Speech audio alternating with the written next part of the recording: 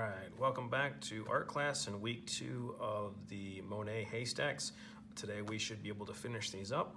I have my picture, I have my crayons, and let's get started because we really shouldn't need any other materials. Alright, so right now where we left off is we had our grass done, our haystacks done, or wheat stacks, and we got a little bit of shadow on the haystacks. So now we need do a little shadow on the ground. And it's not really difficult, but you're going to need a couple things. You're going to need, let me find my crayon, regular green to start off with. And you're going to want to have your shadow come out from where the shadow on the haystack stops. So it's going to be little marks just like we did before. We're going to use multiple colors to do this. And it's going to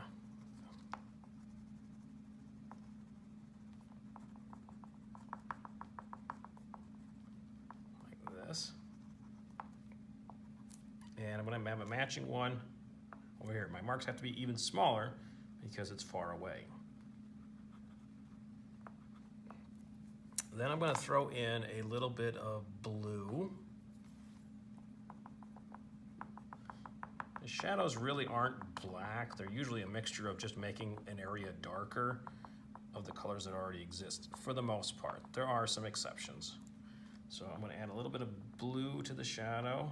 Sometimes purple's used in there a little bit, but we're going to use blue. And I'm going to add a smidge, you got to be careful, a smidge of black just to darken it up just a little bit more. I'm not using a lot, I'm doing it very lightly, adding a few marks.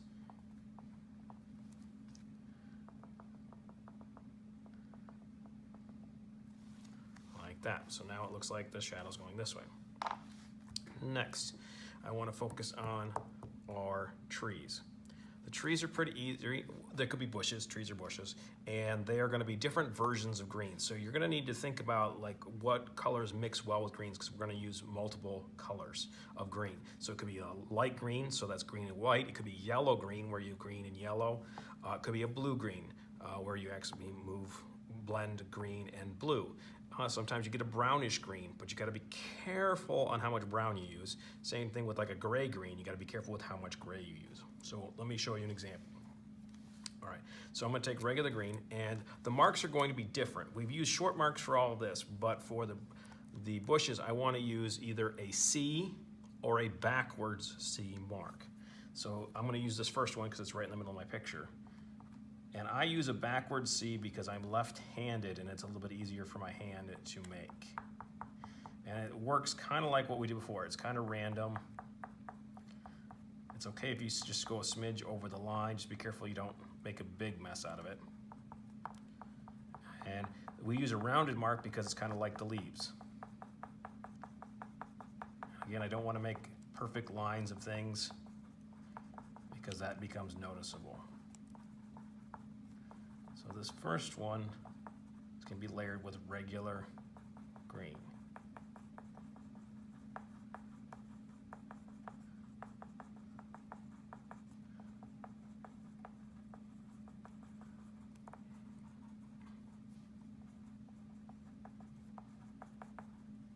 If you're not sure what will mix well, please try it out on the back.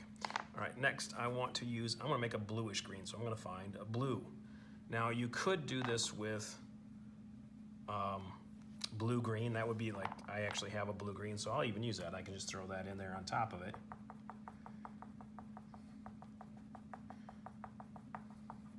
But it's always got to be a type of green. We don't want to go too far and just make something blue or something yellow. It's got to be some kind of green.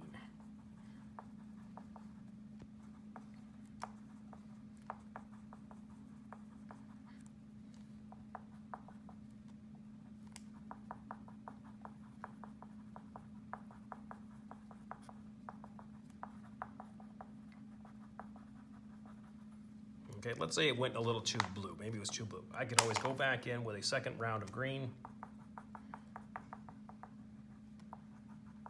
and turn it a little bit more green.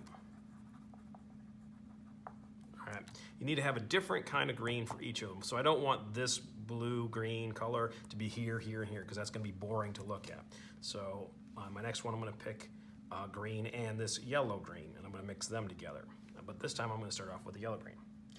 At this point, I'm going to fast forward the video so I can get through this part so you're not watching me do it real slow, and then I'll slow it down and we'll start the sky, because the sky is done a little bit differently.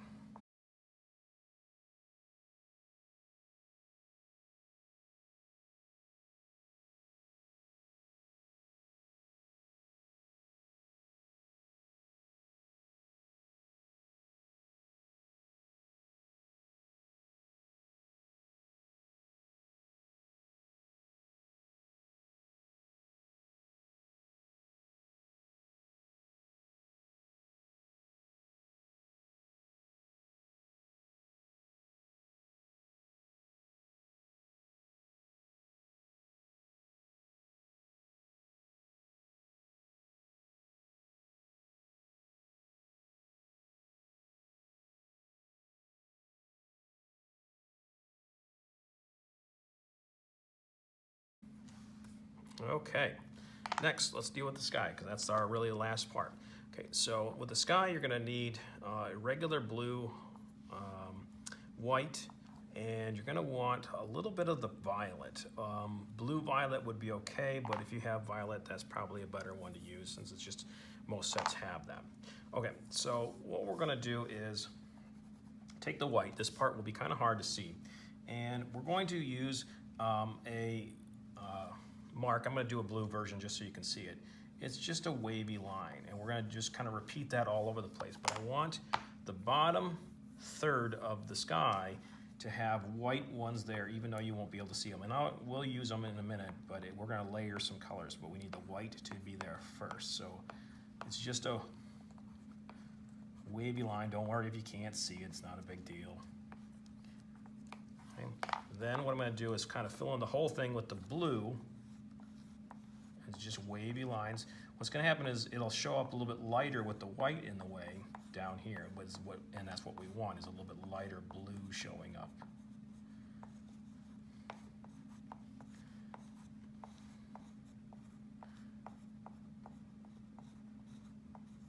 Remember, it's not a back and forth mold, it's a wavy line. We were trying to have a distinct look that's similar to the Impressionist style that Monet used.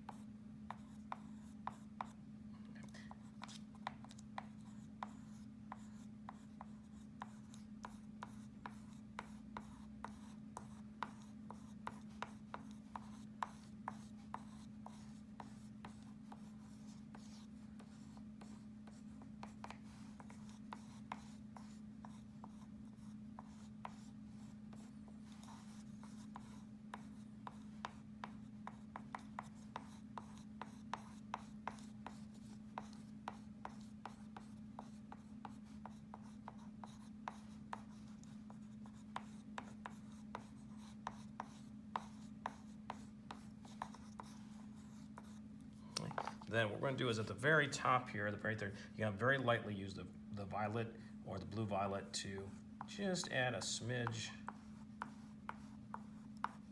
We don't want to go too hard because we don't want to turn it purple. We want it to be a blue, a slightly different blue or darker blue. And again, it's still a wavy line, maybe about the top third of the paper here.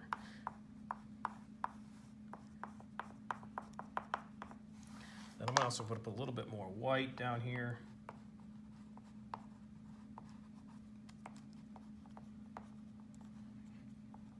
And then I'm going to do one more layer of blue to kind of get some more of the little spaces. And again, I'm still using the wavy line to mix everything together.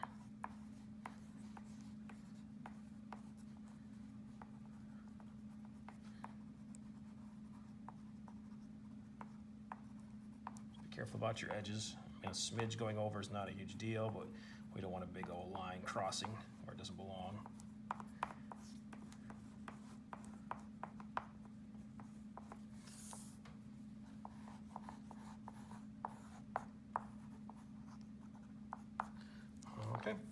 and then you're done.